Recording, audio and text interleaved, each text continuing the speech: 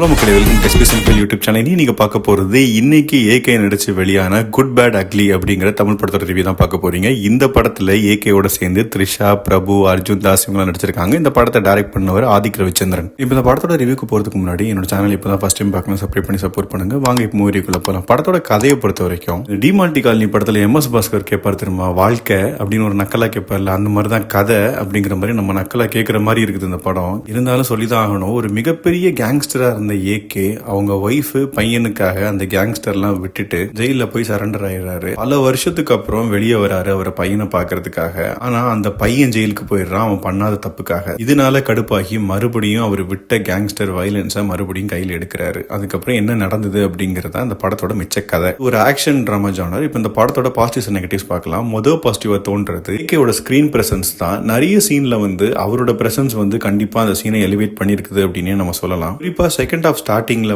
அந்த டிஏஜிங் போர்ஷன் எல்லாமே நல்லா பண்ணிருக்காங்க. அர்ஜுன் தாஸுக்கு ஒரு பெரிய ரோல் இந்த படத்துல. அவருக்கு கொடுத்த கேரக்டர் அவர் கரெக்டாவே நல்லாவே பண்ணிருக்காரு. நிறைய ரெட்ரோ சாங்ஸ் இருந்தாலும் தொட்டு தொட்டு பேசும் சுல்தானா பாட்டு கொஞ்சம் நல்லா இருந்தது. இதெல்லாம் தான் இந்த படத்தோட பாசிட்டிவ்ஸ். இப்ப நெகட்டிவ்ஸ் பார்க்கலாம்னா எல்லாமே நெகட்டிவ் தான். அது பல அஜித் படங்கள் ரெஃபரன்ஸை எடுத்து அது ஒரு ஸ்பூஃபா ஆக்கி அதை அஜித்தையே திரும்ப பண்ண வச்சா எப்படி இருக்கும், அப்படிதான் இருந்தது இந்த படம். அஜித்தோட கால் ஷீட் கிடைச்சிருச்சு அப்படின்னு சொல்லி இஷ்டத்துக்கு விளையாடி இருக்காரு. அவர் சும்மா நின்ன ஒரு ஃப்ரேம்ல நின்னாலே போதும் அப்படிங்கிற மாதிரி தான் இருந்தது அவரோட எக்ஸ்பிரஷன்லாம். என் கிரெடிட்ல பாத்தீங்கன்னா தெரியும். எதுக்குமே டைரக்டர் சைட்ல இருந்து மெனக்கிடவே இல்ல. சும்மா அந்த பழைய ரெஃபரன்ஸ் எல்லாம் போட்டா ஒரு ஆடியன்ஸ் பயங்கரமா கொண்டாடுவாங்க அப்படின்னு நினைச்சு அவர் பாட்டுக்கு இஷ்டத்துக்கு எடுத்திருக்காரு.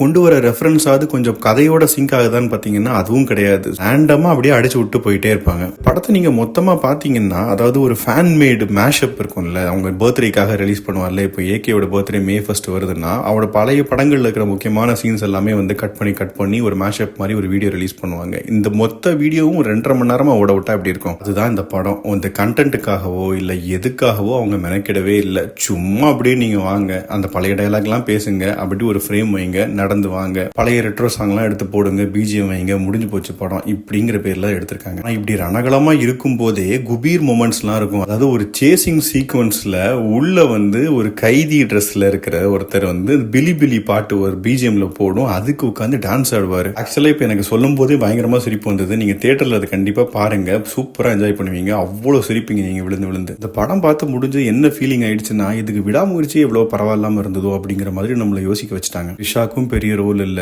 பிரபு பயங்கரமா கிரிஞ்சு பண்றாரு. இதுல போதாத குறைக்கு சுனில், பிரசன்னா இவங்க வேற அவங்க பங்குக்கு கிரிஞ்சு பண்றாங்க. மாசீன் வச்சா அந்த மாசீனை பார்த்தாலே நமக்கு கூஸ் பம்ப்ஸ் மொமெண்ட் வரணும். ஆனா இங்க நிறைய இடத்துல மாசீன்ஸ் வச்சா நமக்கு குபீர் சிரிப்பு தான் வருது. எப்படி ஏகே இந்த கதையை ஓகே பண்ணாரு அப்படிங்கிறது சத்தியமா தெரியல. சரி, மொத்தத்துல இந்த படத்தை பத்தி சொல்லணும் அப்படின்னா ஏகே ஃபேன்ஸ் இந்த படத்தை கட்டாயம் கொண்டாடுவாங்க. அதுவும் ஒன் டைம் தான். அதே நீங்க 2வது டைம் இல்ல 3வது டைம் ரிப்பீட் ஆடியன்ஸா நீங்க போய் பாத்தீங்கன்னா அப்பதான் உங்களுக்கு தெரியும் இந்த படத்துல எதுவுமே இல்லை அப்படின்னு. மற்ற ஆடியன்ஸ்க்குலாம் நான் சொன்னதே போதும்னு நினைக்கிறேன். அடுத்த ரிவ்யூல சந்திக்கிறேன். பாய்.